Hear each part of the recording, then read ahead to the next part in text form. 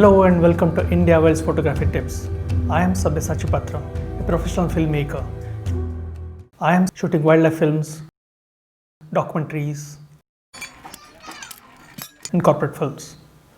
I have been photographing wildlife for the last 3 decades. I am sharing my expertise and experience gained over these years with you all so that you can learn and create memorable images of your own. A lot of people tell me that I have been shooting with top-notch photographic cameras and filming cameras, so I am able to create good images and good films. But no, a camera on its own doesn't create a good photograph. It is the IQ of the person behind the camera which is most important. Light creates good photographs.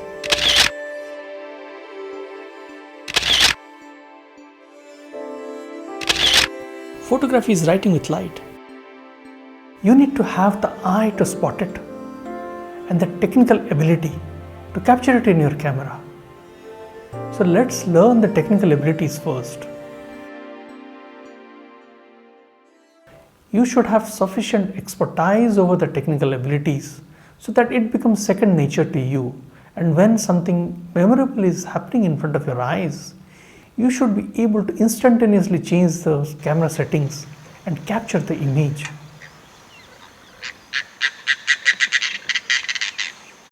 So let's first learn the technical abilities. And the first part of technical abilities is exposure. You need to exposure properly to get a good photograph. Exposure is dependent on shutter speed, aperture, and ISO. When you press the shutter button in the camera, light passes through the lens and falls on the sensor, and electrical signals are generated. Those signals are then converted into the image. The shutter speed denotes the amount of time that the shutter remains open. So by changing the shutter speed, you can change the amount of light that passes through the lens and falls on the sensor. So when you select a fast shutter speed, the shutter opens and closes very fast. So when a bird is flying, you need to have a fast shutter speed.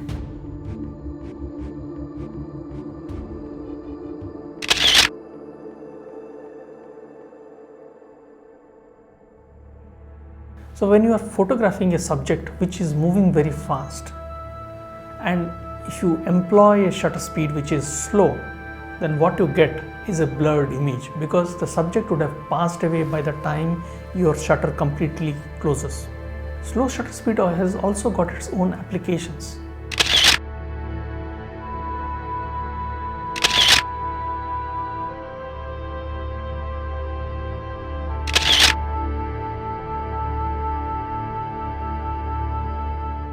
When a subject is still, then you can use a very slow shutter speed.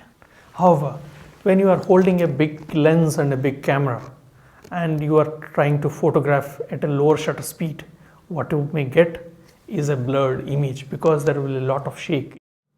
If you are photographing architecture, place your camera on a tripod and then you can use a low shutter speed. Everything would be perfect. However, if there are some trees or some other objects in the scene which move, then those portions will come as a blurred image. When you are clicking, you should be able to recognize the shutter speed setting from the sound.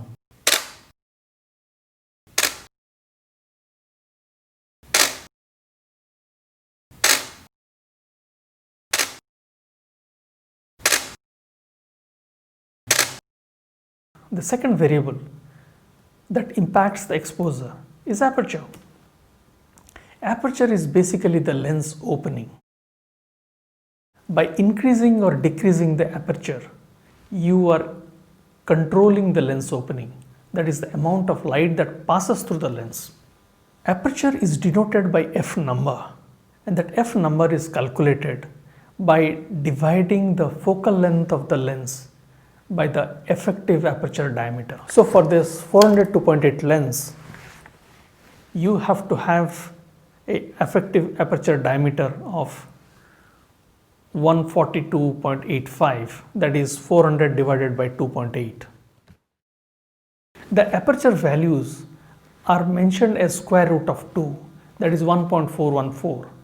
So the aperture numbers varies like f1, f1.4, f2, f2.8, f4, f5.6, f8, f11, f16, etc. etc. The shutter speed along with the aperture decides the total amount of light that passes through the lens and falls on your camera sensor to create the image. The other variable is ISO. In layman's language, when the light passes through the lens and falls on your sensor, electrical signals are generated. ISO refers to the sensitivity of the sensor to light. So when at the base ISO is say ISO 100, and when you amplify it by one stop, it becomes ISO 200, and further another stop, it becomes ISO 400, and so on and so forth. If the ideal exposure is f5.6 at 1 by 500 at ISO 400. So now if you want to reduce from ISO 400 to ISO 200, then one stop of light has been reduced.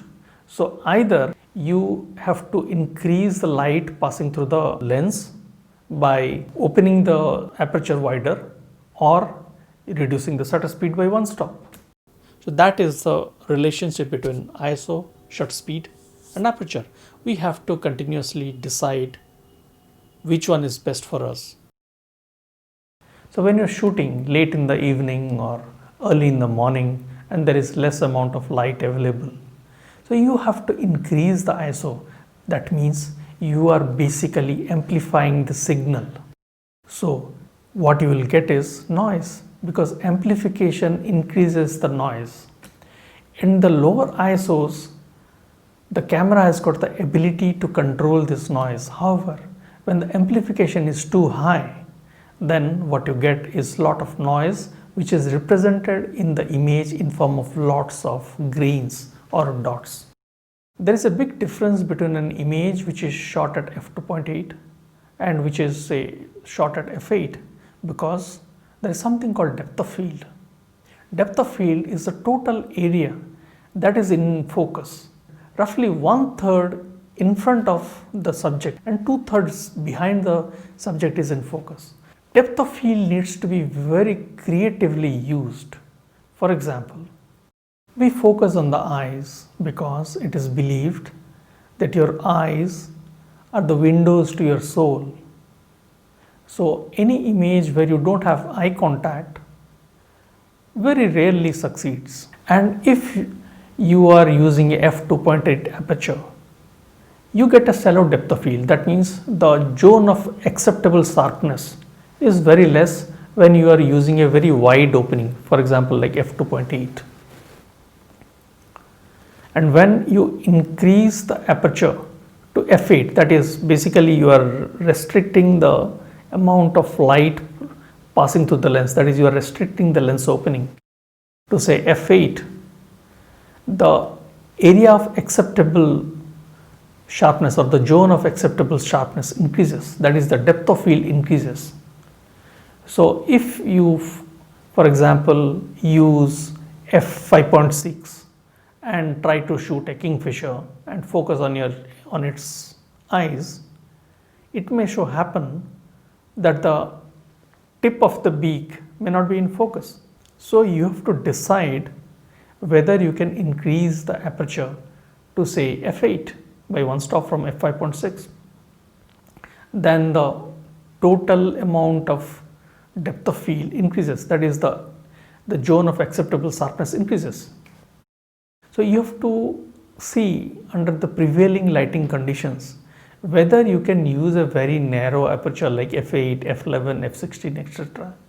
If not, then what you can do is, instead of say focusing on the eyes, just focus little bit to the middle of the beak so that the tip of the beak as well as the head is in focus.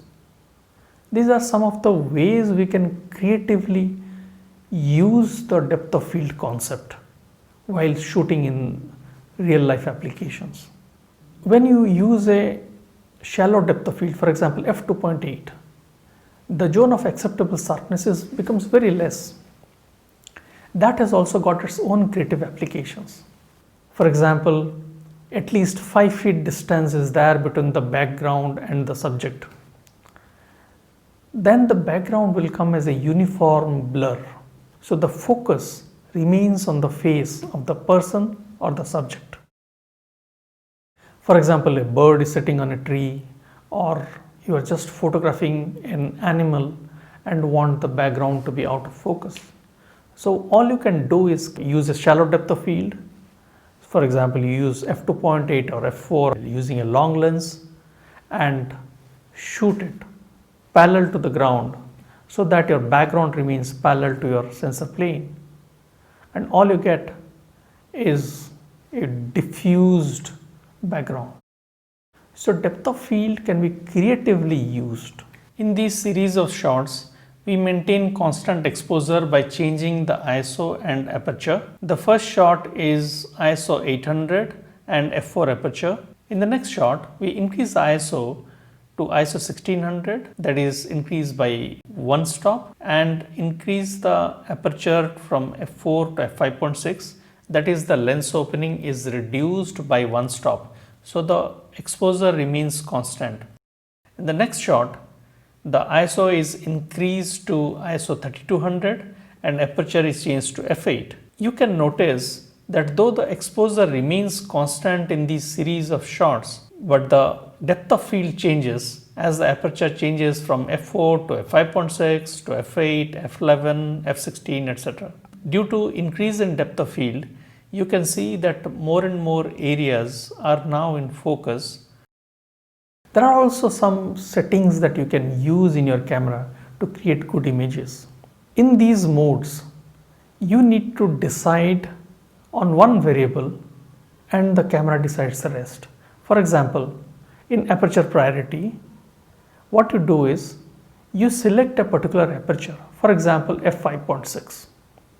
Then the camera on its own decides the ideal shutter speed. When you want the fastest shutter speed possible, set the camera to widest lens opening, for example f5.6 in a 800mm f5.6 lens or f5.6 in a 400mm f5.6 lens, and the camera will automatically set the highest shutter speed possible based on the available light. The aperture priority mode is often useful when the photographer doesn't have much time to change the settings in the camera. Photographers often find it easy when they shoot birds in flight using aperture priority mode. You set the aperture priority, you set the aperture, and the camera automatically decides the highest possible shutter speed so that your photograph comes out sharp. The aperture priority mode is also very useful when the subject is moving through landscape or bird is flying through the area where the lighting is varying.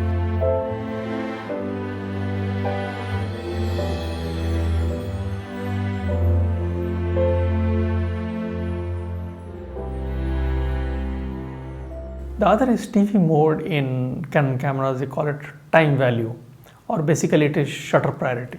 In shutter priority, what you do is you set a minimum shutter speed setting which ensures that your subject is acceptably sharp. For example, if you know that you are using a long telephoto lens and you are hand holding, and if the shutter speed goes down, then it becomes very difficult for you to get a sharp photo. If you are confident that you will get a sharp photograph at say 1/500th of a second, then in shutter priority mode, select 1/500 is your shutter speed. Then the camera will automatically decide the aperture. However, you have to look at the ISO as well. If you have any questions, post in the comment section with the hashtag AskSabyasachi, and I will respond to it either by creating a video or responding it directly in the comment section.